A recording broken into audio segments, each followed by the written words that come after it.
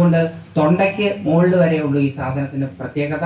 തൊണ്ടയ്ക്ക് താഴോട്ട് ഇതെല്ലാം കാർബോഹൈഡ്രേറ്റും വിറ്റമിൻസും പ്രോട്ടീൻസും ഒക്കെയാണ്. അതാണ് എൻ്റെ വാദം. ഇത് മുഴുവൻ നിങ്ങൾക്ക് തള്ളിക്കളയാം, നിങ്ങളുടെ ഇഷ്ടം.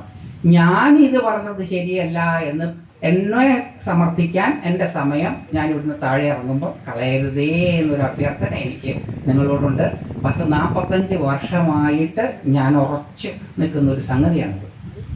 അതിന് വിവിധ ഗ്രന്ഥങ്ങൾ, ഒരുപാട് ഗ്രന്ഥങ്ങൾ, ഒരുപാട് പ്രമാണങ്ങൾ, ഇതൊക്കെ ഞാൻ വായിച്ച് നോക്കിയിട്ട് തന്നെയാണ് എൻ്റെ സ്റ്റാൻഡിൽ നിൽക്കുന്നത്. പക്ഷെ അത് നിങ്ങൾ സ്വീകരിച്ചു കൊള്ളണമെന്നില്ല, അത് നിങ്ങളുടെ ഇഷ്ടം.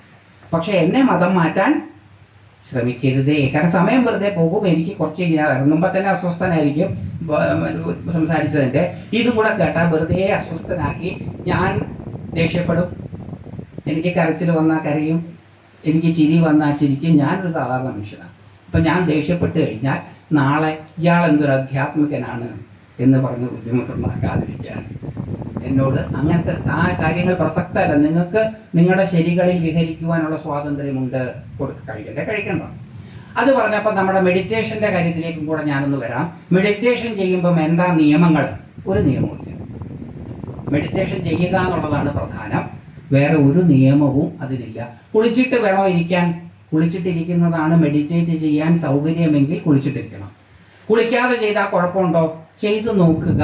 കുളിക്കാതെ ചെയ്യുമ്പോൾ, ചിലർക്ക് കുളിക്കാതെ ചെയ്യുമ്പോഴാണ് കുളിച്ചിട്ട് ചെയ്യുന്നതിനേക്കാൾ കൂടുതൽ ഗുണം. അതുകൊണ്ടാണ് ഈ യോഗികളൊക്കെ വല്ലപ്പോഴേ കുളിക്കുള്ളൂ, ദിവസം കുളിക്കില്ല. ശരീരത്തിന്റെ ചൂട് താഴ്ന്നു കഴിഞ്ഞാൽ, കുളിക്കുമ്പോൾ ശരീരത്തിന്റെ ടെമ്പറേച്ചർ കുറയും. ശരീരത്തിന്റെ ടെമ്പറേച്ചർ കുറഞ്ഞു കഴിഞ്ഞാൽ ആധ്യാത്മികമായിട്ടുള്ള സാധന ചെയ്യാൻ കുറച്ചും കൂടി സമയമെടുക്കും ചിലർക്ക്. അപ്പോൾ അതുകൊണ്ട് കുളിക്കാതിരിക്കുമ്പോഴാണ് ആ ടെമ്പറേച്ചർ വാമായിട്ട് നിൽക്കുക. അപ്പോൾ അവർക്ക് കൂടുതൽ സ്പിരിച്വൽ പ്രാക്ടീസസ് പറ്റും. ചിലർക്ക് കുളിച്ചു കഴിഞ്ഞാലാ പറ്റുക. എനിക്ക് കുളിച്ചു കഴിഞ്ഞാലാ പറ്റുക. എനിക്ക് കുളിക്കാതെ ചെയ്യുന്ന ഇഷ്ടമാണ്. കാരണം എനിക്ക് പറ്റില്ല. വേറൊരാൾ കുളിക്കാതെ ചെയ്യുന്നതാണ് ഇഷ്ടമെങ്കിൽ അയാൾക്ക് ചെയ്യാം. അപ്പം കുളിക്കണോ വേണ്ടയോ എന്നുള്ളത് നമ്മൾ ഡിസ്കസ് ചെയ്തു. ഇനി ആഹാരമാണ് അടുത്ത. ലോകത്തിലെ ഏറ്റവും വലിയ പ്രശ്നമാണിത്. ഈ ആഹാരം. വയറാണ് എല്ലാ രോഗങ്ങൾക്കും കാരണം, അടുക്കളയാണ് എല്ലാ പ്രശ്നങ്ങൾക്കും കാരണം. കറക്റ്റാണ്. അപ്പോൾ ആഹാരം എന്താ കഴിക്കുക? ഇഷ്ടമുള്ള ആഹാരം കഴിക്കുക. എന്തും. മെഡിറ്റേഷൻ ചെയ്യുന്ന സമയത്ത് നമ്മൾ കഴിക്കുന്ന ആഹാരം മെഡിറ്റേഷനെ സഹായിക്കുമെങ്കിൽ അത് തുടരാം. കുറച്ച് ദിവസം മെഡിറ്റേറ്റ് ചെയ്ത് കഴിയുമ്പം ചില ആഹാരങ്ങൾ നമുക്ക് പിടിക്കാതാകുമ്പം നമ്മളതിനെ താനെ ഒഴിവാക്കിക്കോളും. അതിന് പരിശ്രമിക്കേണ്ട. മെഡിറ്റേഷനാണ് പ്രധാനമെങ്കിൽ, ആഹാരമാണ് പ്രധാനമെങ്കിൽ മെഡിറ്റേഷൻ ഒഴിവാക്കപ്പെടും. അത് നമുക്ക് എന്താ പ്രധാനം എന്നുള്ളതിനെ അടിസ്ഥാനപ്പെടുത്തിയിരിക്കും. ഇഷ്ടമുള്ള ആഹാരം എങ്ങനെ കഴിക്കണം? മിതമായി കഴിക്കണം. അതാരും കേൾക്കില്ല. ഞാൻ ഈ മത്സ്യമാംസാദികൾ കഴിച്ചാൽ കുഴപ്പമില്ല എന്ന് പറയുന്നത് മാത്രമേ എല്ലാവരും കേൾക്കാറുള്ളൂ. അതിൻ്റെ കൂടെ ഞാൻ ഇതും പറയാറുണ്ട്, മിതമായി കഴിക്കണം. അതെങ്ങനെയാണ് ഈ മിതമായി കഴിക്കുക? അരവയറേ കഴിക്കാൻ പാടുള്ളൂ. ഒരു പകുതി കഴിച്ചു കഴിഞ്ഞാൽ ഒരു പകുതി, ബാക്കി പകുതിയുടെ ഒരു പകുതി, അതായത് 1/4 ഭാഗം വെള്ളം കുടിക്കണം. ബാക്കി 1/4 ഭാഗം വായു സഞ്ചാരത്തിനായിട്ട് സ്വതന്ത്രമായിട്ട് വിടണം. ഇതാണ് കഴിക്കേണ്ട രീതികൾ. യോഗികളുടെ ഭക്ഷണ രീതിയാണിത്. എത്ര നേരം കഴിക്കണം? ഒറ്റ നേരം കഴിക്കാൻ പാടുള്ളൂ. ഒരു നേരമേ മനുഷ്യനെന്ന ജന്തുവിന് വിശക്കുള്ളൂ. അത് പല സമയങ്ങളിലായിരിക്കും എന്നേ ഉള്ളൂ. അതുകൊണ്ടാണ് നമ്മുടെ മഹർഷിമാർ പറഞ്ഞത്, ഒരു നേരം കഴിക്കുന്നവൻ യോഗി, 2 നേരം കഴിക്കുന്നവൻ ഭോഗി, 3 നേരം കഴിക്കുന്നവൻ രോഗി. അവിടെ നിർത്തി. ഞാൻ അതിൻ്റെ കൂടെ 2 കൂടി ആഡ് ചെയ്തിട്ടുണ്ട്. മറ്റേ ജഗദീഷ് ശ്രീകുമാർ രസങ്ങളുടെ കൂട്ടത്തിൽ 1-2 കൂടി ആഡ് ചെയ്തതുപോലെ എൻ്റെ വക 2 അഡീഷനും കൂടിയുണ്ട്. 4 നേരം കഴിക്കുന്നവൻ ദ്രോഹി, അതിൽ കൂടുതൽ കഴിക്കുന്നവൻ പരമദ്രോഹി. അതിൽ ഞാൻ 4ാമത്തെ പെടും, ദ്രോഹി. ഞാൻ 4 നേരം കഴിക്കാം. ഉള്ളത് പറയുന്നതിന് വലിയ, അല്ലാതെ ഞാൻ 1 നേരം കഴിക്കാറുള്ളൂ സിദ്ധനാണെന്നൊക്കെ പറഞ്ഞാൽ നിങ്ങൾ വിചാരിക്കും അത് ശരിയല്ല. അങ്ങനെയല്ല, ഞാൻ ഈ 4 നേരം കഴിക്കാറുണ്ട്. പേടിച്ചിട്ടാണ് കഴിക്കുന്നത്. വിശക്കുമോ എന്ന് പേടിച്ചിട്ടാണ് കഴിക്കുന്നത്. നിങ്ങളും അങ്ങനെയൊക്കെ തന്നെ ആയിരിക്കും. നമ്മൾ കഴിക്കുന്ന വിശന്നിട്ടേ അല്ല നമ്മൾ കഴിക്കുന്നത്, വിശക്കുമോ എന്ന് ചിന്തിച്ചിട്ടാണ് കഴിക്കുന്നത്. ടൈം അനുസരിച്ച്. എത്രയും സമയം? 8 മണി എന്നാ ബ്രേക്ക്ഫാസ്റ്റ് കഴിക്കാം. ലഞ്ചിന് സമയമായോ എന്നാ ചോദിക്കുന്നത്, വിശപ്പായോ എന്നല്ല ചോദിക്കുന്നത്. സമയം അനുസരിച്ചാണ് ലഞ്ച് കഴിക്കുക. ഈ കഴിച്ചുകൊണ്ടിരിക്കുന്നത് ഏതെങ്കിലും ഒരു കഴിപ്പ്, അത് എൻ്റെ കഴിപ്പ്, ഈ 4 തൊട്ട് 6 വരെയുള്ള സമയത്തിനിടയിലുള്ളൊരു കഴിപ്പുണ്ട്, അത് വിശന്നിട്ട് കഴിക്കും. ബാക്കിയൊക്കെ രാത്രി കിടക്കുമ്പം വിശന്നാലോ എന്ന് വിചാരിച്ചിട്ട് രാത്രി കഴിക്കും. അങ്ങനെ 4. ബുഷ് പണ്ട് പറഞ്ഞിരുന്നു, ഒരു ബുഷ് ഈ അടുത്ത, ഈ ഒബാമയ്ക്കൊക്കെ മുമ്പ് ഒരു ബുഷ് ഭരിച്ചിരുന്ന, അപ്പോൾ അയാൾ പറഞ്ഞിരുന്നു, ഇന്ത്യക്കാരുടെ ഭക്ഷണ രീതി കാരണമാണ് ലോകത്ത് ഭക്ഷ്യക്ഷാമം ഉണ്ടാകുന്നത്. അന്ന് അന്ന് ഞാനത് വല്ലാണ്ട് എതിർത്തു, ശരിയല്ല എന്നൊക്കെ പറഞ്ഞ്. സത്യ 8 നേരം കഴിക്കുന്നവരുണ്ട് ഇന്ത്യയിൽ. 8 നേരം. കള്ളത്തരം പറഞ്ഞല്ല, ഞാൻ അന്തം വിട്ടുപോയി. 8 നേരം. എറണാകുളത്തുള്ള ഒരാളിനോട് പറഞ്ഞതാണ്, അദ്ദേഹത്തിന്റെ കഴിപ്പിന്റെ രീതി പറഞ്ഞപ്പം 8 നേരം. അത് ചെറിയ 2 ഡേറ്റ്സും 1 നട്ട്സും ഒന്നും അല്ല കഴിക്കുന്നത്, 2 ഏത്തപ്പഴവും 1 മുട്ടയും 1 ഗ്ലാസ് പാലും. ഇടനേരത്തെ ആഹാരമാണ്. അങ്ങനെ 8 നേരം. കോഴിക്കോട് ഒരു ഭാഗത്ത് വന്നപ്പോൾ അത് 8-10 നേരം വരെ. അപ്പം ബുഷ് പറഞ്ഞത് ഏകദേശം ശരിയാണെന്ന് എനിക്കൊരു സംശയം തോന്നി തുടങ്ങി. കാരണം നമ്മുടെ മഹർഷിമാര് പറഞ്ഞതൊന്നും ചെയ്യാതെ ജീവിക്കുന്ന ആൾക്കാരാണ് നമ്മൾ. അതൊക്കെ ഇങ്ങനെ മൈക്കിന്റെ പുറകിലിരുന്ന് പറഞ്ഞ് കേൾക്കാനുള്ള താല്പര്യം മാത്രമേ നമുക്കുള്ളൂ. അതുകൊണ്ട് ഇഷ്ടമുള്ള ആഹാരം മിതമായി കഴിക്കണം. കഴിയുന്നതും ഈ സാധന നമ്മൾ ചെയ്ത് മുന്നോട്ട് പോകുന്ന സമയത്ത് നമ്മളിലെ വിശപ്പ് ചിലപ്പോൾ ഒന്ന് കൂടും, ചിലർക്ക് വിശപ്പ് കൂടും. പക്ഷെ അത് ക്രമേണ കുറഞ്ഞ് മിതമായി. മെഡിറ്റേഷൻ ചെയ്യുമ്പം ആഹാരത്തിൻ്റെ ഇൻടേക്ക് നമ്പർ ഓഫ് ടൈംസ് കൂടിയാലും എമൗണ്ട് പതുക്കെ കുറയും. അങ്ങനെ ആഹാരം കുറഞ്ഞ് ഒരു നേരം ചിലപ്പോൾ ആഹാരം തന്നെ ഇല്ലാതെ നമുക്ക് കുറേ കാലം മുന്നോട്ട് പോകാൻ പറ്റും. അത് ഈ മെഡിറ്റേഷൻ കൊണ്ട് സാധിക്കും. അതിൽ നമ്മളൊന്നും ചെയ്യേണ്ട, അത് ബോഡി താനെ അതിലേക്ക് എത്തും. അപ്പം നിയമങ്ങളൊന്നുമില്ല. എപ്പം എഴുന്നേക്കണം, ഇനി അടുത്തത് അതാ അടുത്ത നിയമം. ബ്രാഹ്മ മുഹൂർത്തത്തിൽ എഴുന്നേക്കണം. അപ്പോഴാണ് ദൈവത്തിൻ്റെ ഓഫീസ് തുറക്കുക. ബ്രാഹ്മ മുഹൂർത്തം കഴിഞ്ഞാൽ ഈ തത്കാൽ റെയിൽവേ കൗണ്ടർ തുറക്കുന്നത് പോലെ ടൈം കഴിഞ്ഞാൽ പിന്നെ അങ്ങ് ക്ലോസ് ചെയ്യും. അങ്ങനെയല്ല, അങ്ങനത്തെ സമയമില്ല. സമയാതീതമായ തലത്തിലാണ് പരമമായത് എന്നുള്ളത് കൊണ്ട് നിങ്ങൾ എപ്പം എഴുന്നേറ്റാലും ഭഗവാൻ എന്താ പറയാ, ഇപ്പം എഴുന്നേറ്റു എന്നേ പറയുള്ളൂ. അല്ലാതെ ഗിരീഷ് കുമാർ ബ്രാഹ്മ മുഹൂർത്തത്തിൽ എഴുന്നേറ്റു എന്ന് അറിയണമെങ്കിൽ അവിടെ ക്ലോക്ക് വേണം. അവിടെ ക്ലോക്ക് വെച്ചാൽ അദ്ദേഹം സമയാധീനനാകും. അദ്ദേഹം സമയാതീതനാണ്. സമയമില്ല അവിടെ, ടൈംലെസ് ആണ്. അപ്പൊ അദ്ദേഹത്തിന് എപ്പോൾ നമ്മൾ എണീറ്റാലും എപ്പോൾ എണീറ്റു എന്നേ പറയാൻ പറ്റുള്ളൂ. പാർവതി എന്ന് ശ്രീമൻ നാരായണനോട് ചോദിക്കുകയാണ്, പ്രഭോ ഇന്ന് ഗിരീഷ് കുമാർ എത്ര മണിക്ക് എഴുന്നേറ്റത്? ഇപ്പൊ എണീറ്റതേ ഉള്ളൂ എന്നേ പറയുള്ളൂ. വേറൊരാൾ ബ്രാഹ്മ മുഹൂർത്തത്തിൽ എഴുന്നേറ്റു, അയാളെ പറ്റി എന്താ ഭഗവാൻ പറയും? ഇപ്പൊ എണീറ്റേ ഉള്ളൂ എന്നാ പറയാം. അപ്പൊ ഉറക്കം തെളിയുമ്പം എഴുന്നേക്കണം. ജോലിക്ക് പോകുന്നവർക്കൊന്നും ഇത് പറ്റുകയല്ല. അലാം ക്ലോക്ക് വെച്ചിട്ടേ അവർ എഴുന്നേക്കാറുള്ളൂ. അവരെ എഴുന്നേക്കുന്നത് മുഴുവൻ പ്രാഗിട്ടുമാണ് എഴുന്നേക്കുന്നത്. അലാം ക്ലോക്ക് അടിക്കുമ്പം പാട്ട് പാടി എഴുന്നേക്കുന്നവരെ ഞാനടക്കം ആരെയും കണ്ടിട്ടില്ല. അലാം ക്ലോക്ക് അടിച്ചാൽ അത് സ്വിച്ച് ഓഫ് ചെയ്യും. അതുകൊണ്ടാണല്ലോ നമ്മൾ സ്നൂസ് എന്ന് പറഞ്ഞിട്ടൊരു സാധനം വെച്ചിട്ടുള്ളത്. നമ്മൾ അലാം ക്ലോക്ക് അടിക്കുമ്പോൾ എഴുന്നേറ്റില്ലെങ്കിൽ 5 മിനിറ്റ് കഴിഞ്ഞിട്ട് ഒന്നുകൂടെ അടിക്കുക, അങ്ങനെ ഒന്നുകൂടെ അടിക്കുക, അങ്ങനെ 3-4 പ്രാവശ്യം അടിച്ചു കഴിഞ്ഞാലാണ് പ്രാഗിക്കൊണ്ട് നമ്മൾ എഴുന്നേക്കുക. അപ്പം എഴുന്നേക്കുന്നത് തന്നെ പ്രാക്ക് പാട്ടോട് കൂടിയാണെങ്കിൽ പിന്നെ അന്നത്തെ ദിവസത്തിന്റെ കഥ പറയാനുണ്ടോ? അപ്പൊ അങ്ങനെ പ്രാഗിയല്ല എഴുന്നേക്കേണ്ടത്, ഉറക്കം തെളിഞ്ഞ് എഴുന്നേക്കണം. ശരീരത്തിന് മതിയായാൽ ശരീരം ഉറക്കം നിർത്തും, അപ്പൊ എഴുന്നേക്കണം. ആ എഴുന്നേറ്റ് കഴിഞ്ഞ് പ്രാതകൃത്യങ്ങളെല്ലാം ചെയ്തു കഴിഞ്ഞാൽ മെഡിറ്റേഷൻ ഇരിക്കണം. എപ്പോഴാണ് ഇരിക്കേണ്ടതെന്ന് ഭാരതീയ ശാസ്ത്രങ്ങൾ പറയുന്നത് സ്വസ്ഥ ചിത്തരായിരിക്കുമ്പോൾ. മനസ്സ് എപ്പോഴാണോ ശാന്തമായിരിക്കുന്നത് അപ്പം വേണം ഈശ്വരോന്മുഖമായ സാധന ചെയ്യാൻ. സ്ത്രീകൾക്കപ്പോൾ ഏറ്റവും പറ്റിയ, വീട്ടിലെ സ്ത്രീകളാണെങ്കിൽ ഏറ്റവും പറ്റിയ സമയം പണിയെല്ലാം കഴിഞ്ഞിട്ടിരിക്കുന്ന സമയം. ഉച്ചയ്ക്ക് ഇതൊന്നും ചെയ്യരുതെന്ന് ആരോ പറഞ്ഞിട്ടുണ്ട്. അവരങ്ങനെ പറഞ്ഞോട്ടെ, നമുക്ക് ആ സമയത്ത് ചെയ്യാം. സ്വസ്ഥരായിരിക്കുമ്പം ചെയ്യണം, ഇന്ന സമയത്ത് ചെയ്യണം എന്നൊന്നുമില്ല. പിന്നെ ക്രമേണ കുറച്ച് ദിവസം നമ്മൾ ചെയ്ത് കഴിയുമ്പോൾ കറക്റ്റ് ടൈമിന് നമ്മുടെ ശരീരം ഒരു ടൈം ചൂസ് ചെയ്യുകയും ആ ടൈമിന് നമ്മൾ ചെയ്യാൻ പറ്റും. അപ്പം ഇത്രയും കാലം ഇത് ബലിയെ പറ്റിയിട്ട് ഇത്ര പറയാം. ഇപ്പം ഏകദേശം ഇതാണ്. പിന്നെ ബലി കൊടുക്കേണ്ട രീതികളും ഈ രീതികൾ റിച്വലിസ്റ്റിക് ആയിട്ടുള്ള ഡീറ്റെയിൽസ് കുറഞ്ഞിട്ടുള്ള രീതികളാണ് തെയ്യത്തിൻ്റെയൊക്കെ. കുറച്ചും കൂടി ഇലാബറേറ്റഡ് ആയിട്ടുള്ള ഡീറ്റെയിൽസ് കൂടിയതാണ് യാഗത്തിനുള്ള ബലി. ഈ ബലിയൊക്കെ ഇവിടെ ഉണ്ടായിരുന്നു. ഇനിയും ബലി കൊടുത്താലേ ദേവത പ്രീതിപ്പെടുകയുള്ളോ? അതും കൂടെ ചോദിച്ചു കഴിഞ്ഞിട്ട് നമുക്ക് ഇനി സമയം കഴിഞ്ഞു, പക്ഷെ നാളെ ബാക്കിയെടുക്കാമല്ലോ. അങ്ങനെയില്ല. ബലി കൊടുത്താലേ അവർ പ്രീതിപ്പെടുകയുള്ളൂ. അവര് രക്തദാഹികളാണ്, അവർ കൊതുക് വല്ലതാണോ രക്തം കുടിക്കാൻ? അതല്ല. അത് കൊടുത്തില്ലെങ്കിൽ കുഴപ്പമൊന്നുമില്ല. എന്താ തെളിവ്?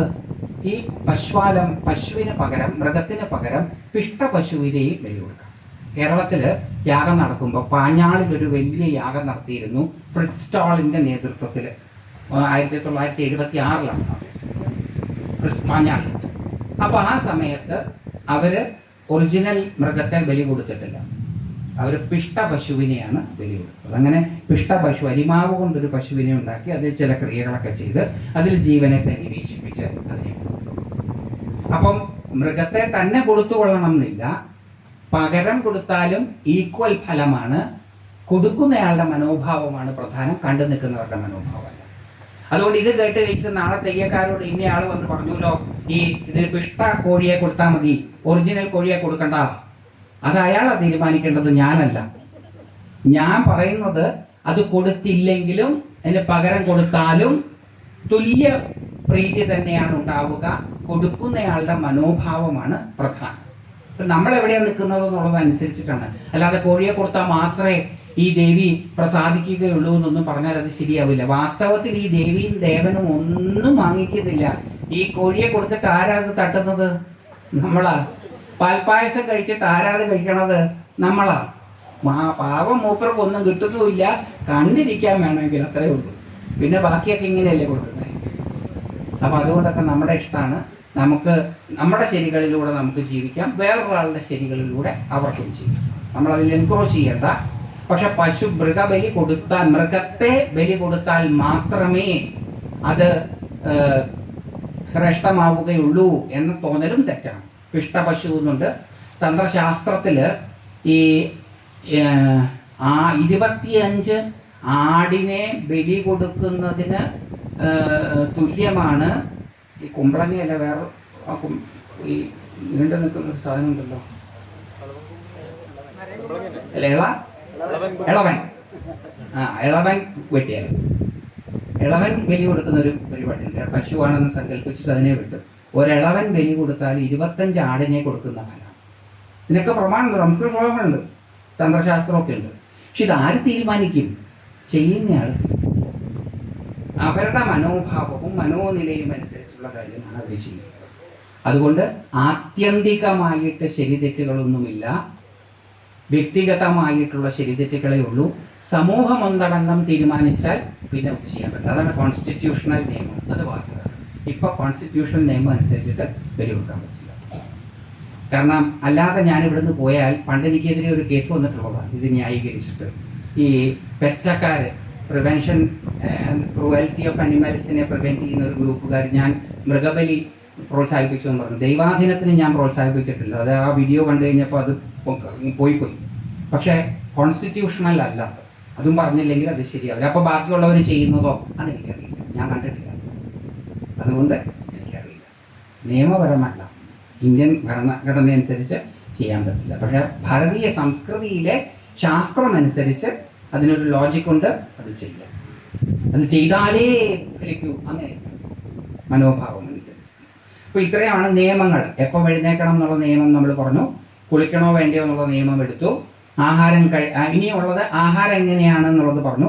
ആഹാരം കഴിച്ചിട്ട് വേണോ കഴിക്കാതെ വേണോ എന്നുള്ളതാണ് അടുത്ത ചോദ്യം. കഴിച്ചിട്ട് ചെയ്താൽ ശരീരം ദഹിപ്പിക്കാൻ വേണ്ടി എനർജിയെ കൂടുതൽ വിനിയോഗിക്കുമെന്നുള്ളത് കൊണ്ട്, ആ സമയത്ത് മെഡിറ്റേഷൻ ഇരുന്നാൽ ഉറക്കം വരും എന്നുള്ളത് കൊണ്ട്, ഉറങ്ങാനല്ല മെഡിറ്റേറ്റ് ചെയ്യുന്നത് എന്നുള്ളത് കൊണ്ട് ആഹാരം കഴിച്ചാൽ ഉടനെ ഇരിക്കാം.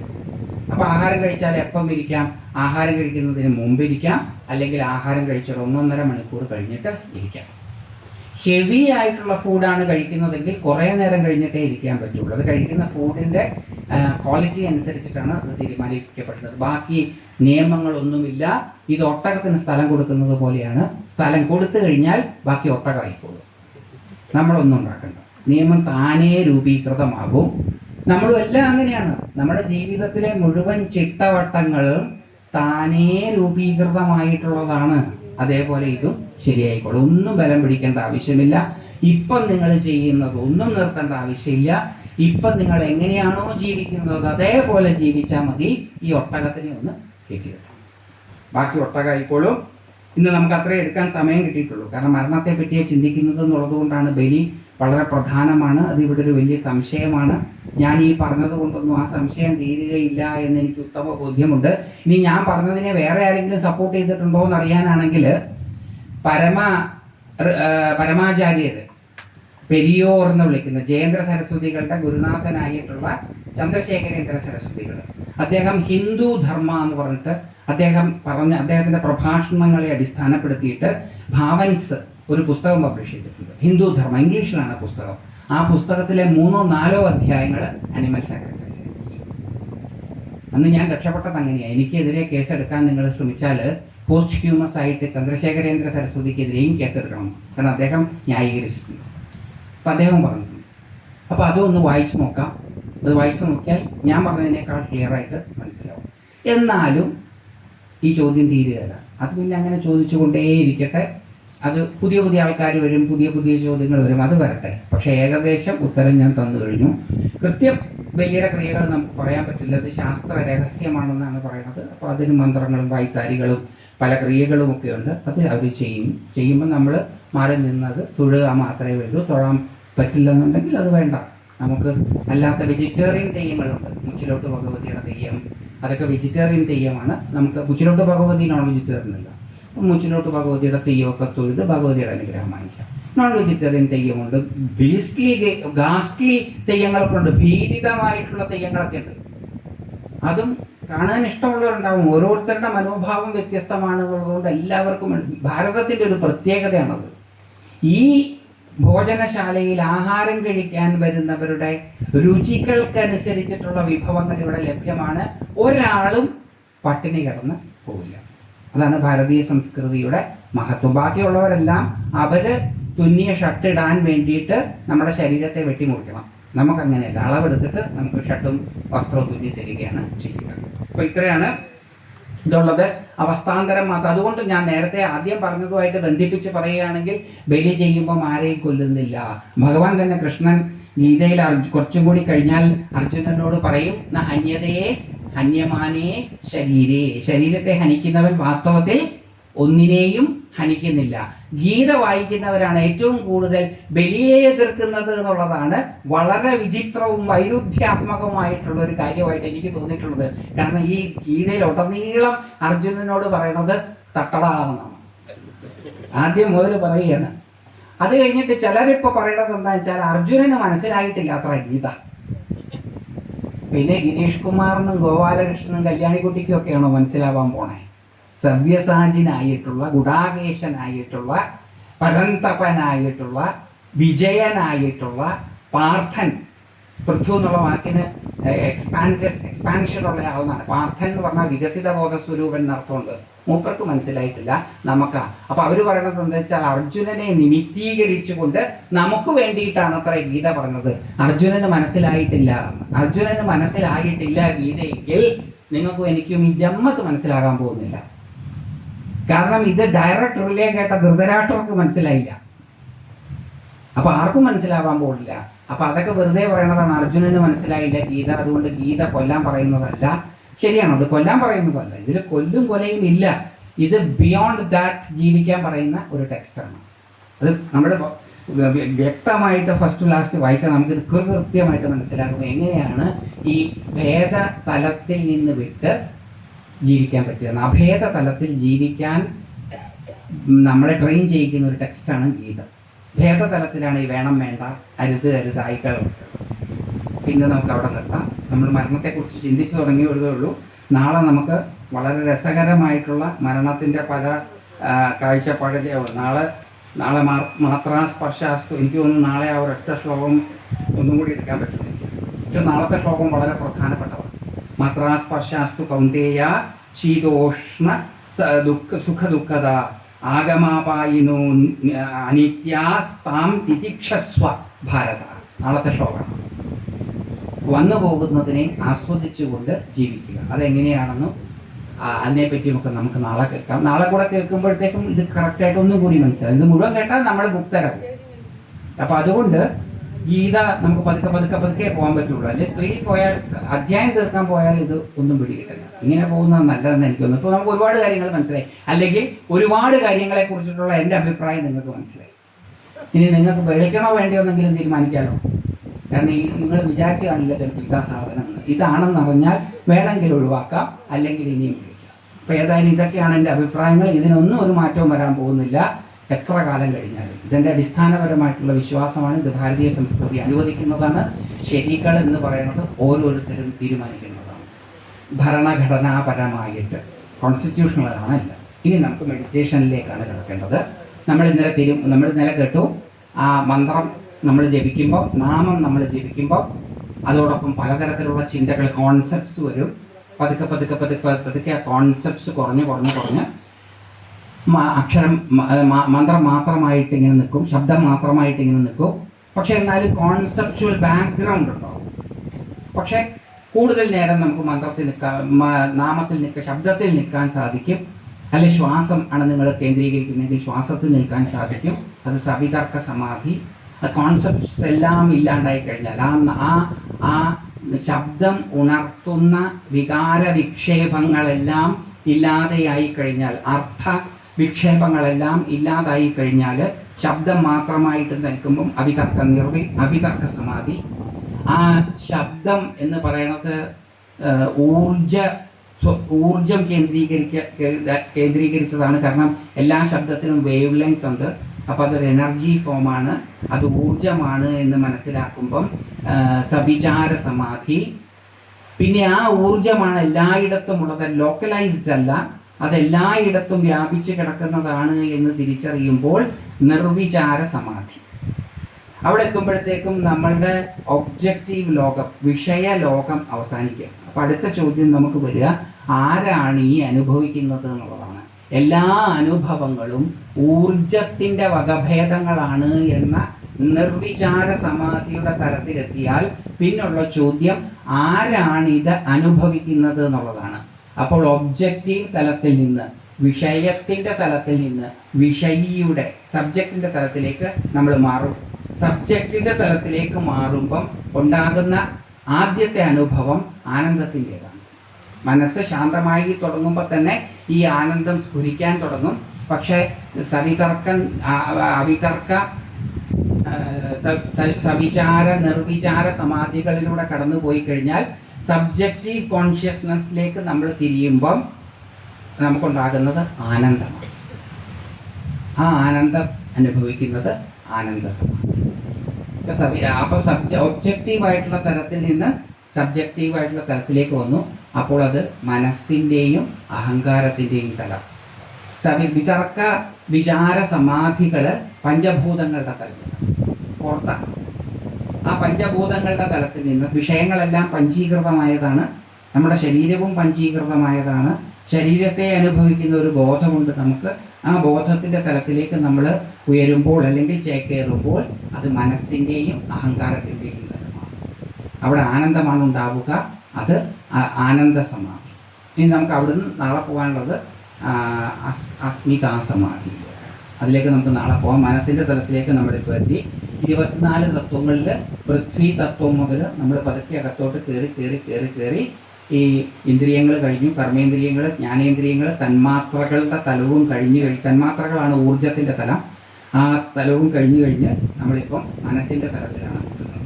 ആ മനസ്സിൻ്റെ തലത്തിൽ മനസ്സ് മാത്രമായിട്ട് നിൽക്കുമ്പോൾ ഇപ്പം ശബ്ദമൊന്നുമില്ല, നാമമൊന്നുമില്ല. ഇപ്പം നാമം രണ്ടാമത്തെ സ്റ്റേജ് കഴിഞ്ഞപ്പോൾ നാമം കഴിഞ്ഞു. അവിതർക്ക സമാധി കഴിഞ്ഞപ്പം നാമം കഴിഞ്ഞു. ഇനി നാമമൊന്നുമില്ല.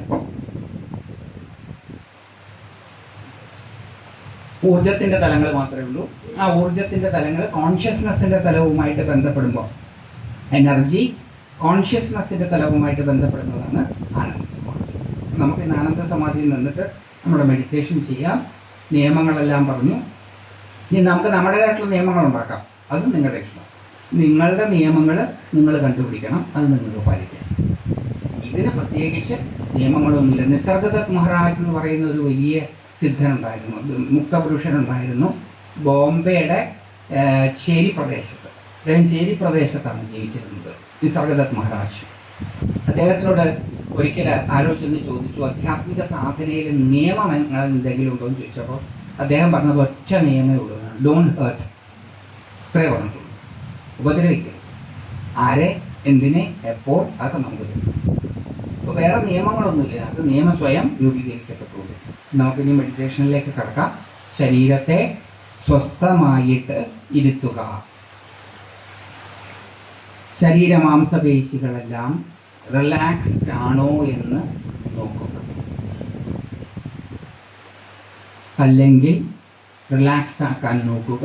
റിലാക്സ്ഡ് ആവുന്നില്ലെങ്കിൽ അതിനെ വെറുതെ വിടുക.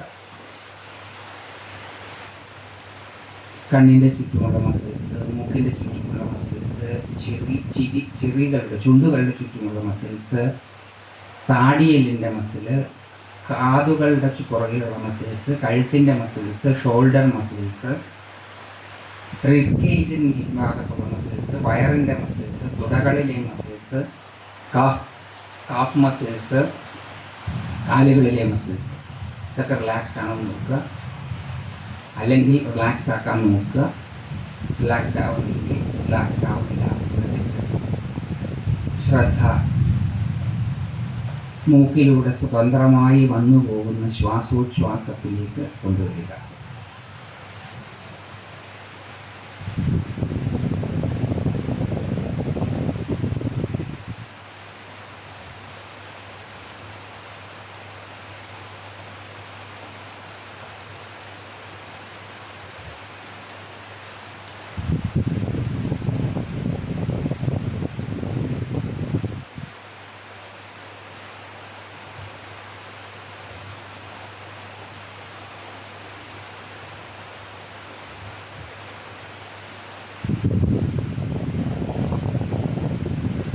ശ്വാസോച്ഛ്വാസത്തിൽ നിന്ന് നാം തിരഞ്ഞെടുത്തിട്ടുള്ള നാമത്തിലേക്ക് കൊണ്ടുവരിക.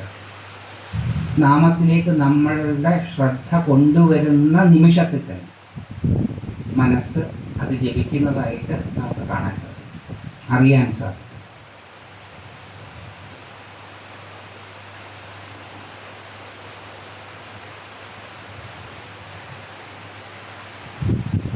ആ നാമജപം പതുക്കെ ആയിരിക്കാം, വേഗത്തിലായിരിക്കാം, മനസ്സിൽ ഉച്ചത്തിലായിരിക്കാം.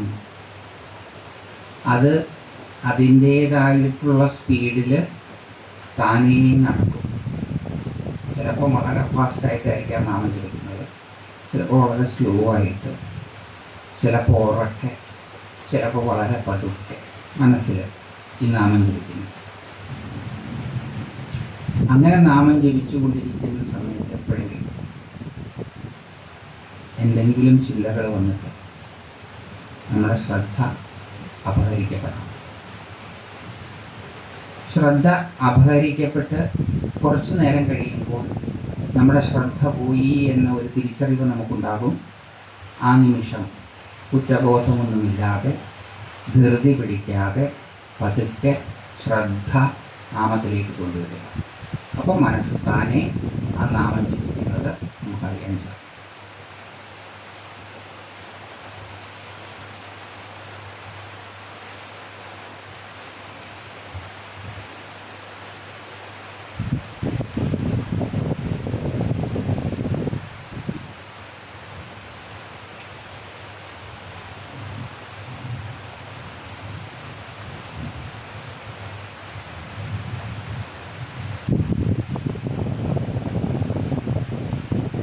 അങ്ങനെ നമ്മൾ നാമം ജപിച്ചുകൊണ്ട് മുന്നോട്ട് പോകുന്ന സമയത്ത് ചിലപ്പം ചില ചിന്തകൾ, ചില വികാരങ്ങളെ ഉണർത്തും. ദേഷ്യം, ഈർഷ്യ, അസൂയ, അസ്വസ്ഥത, സന്തോഷം, സങ്കടം,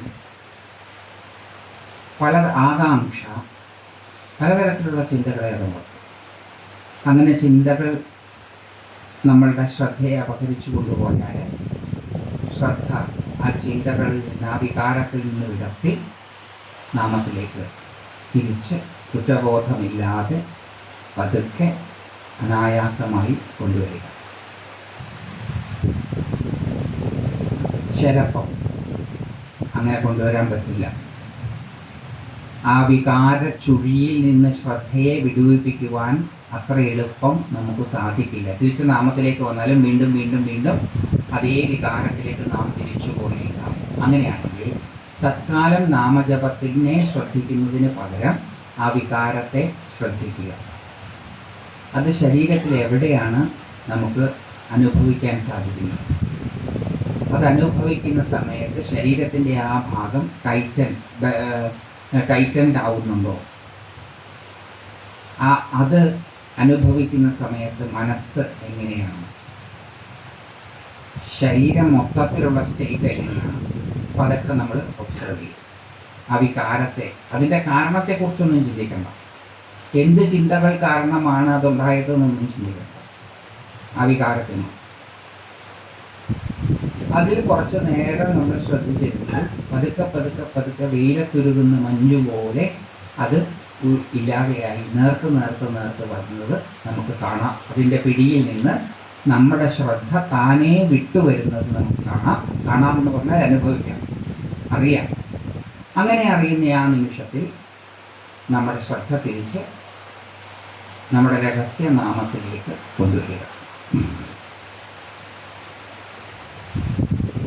എപ്പോഴൊക്കെ ഇത് സംഭവിക്കുമോ അപ്പോഴൊക്കെ ഇതാണ് പ്രോസസ്സ്.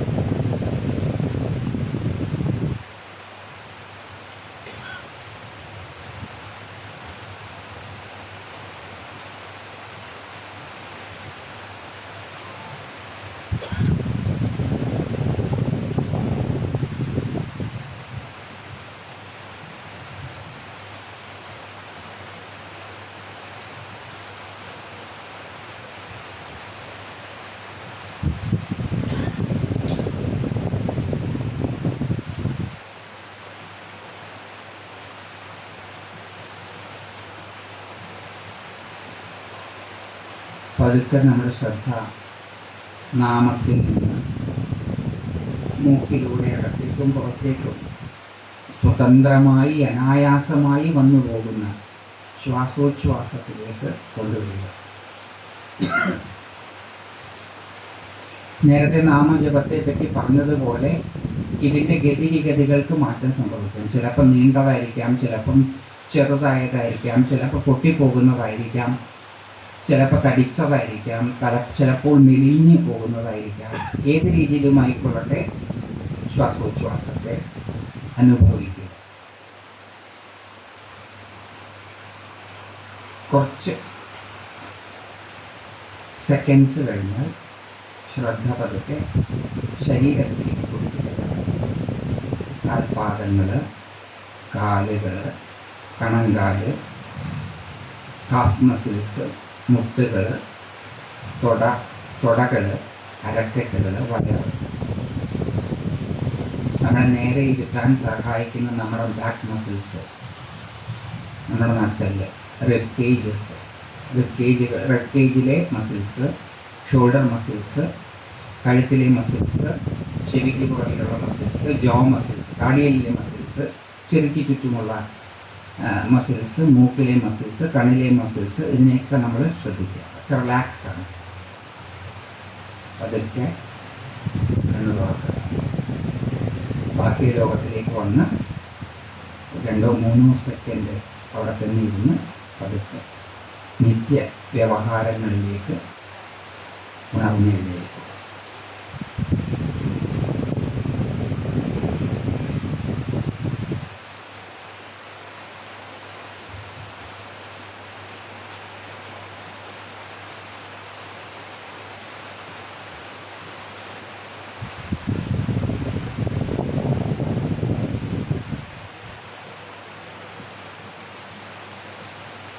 നാളെ വീണ്ടും 7:30 മണി. നാളെ കൊണ്ട് നമ്മുടെ ഈ ഒരു ഭാഗം തീരും.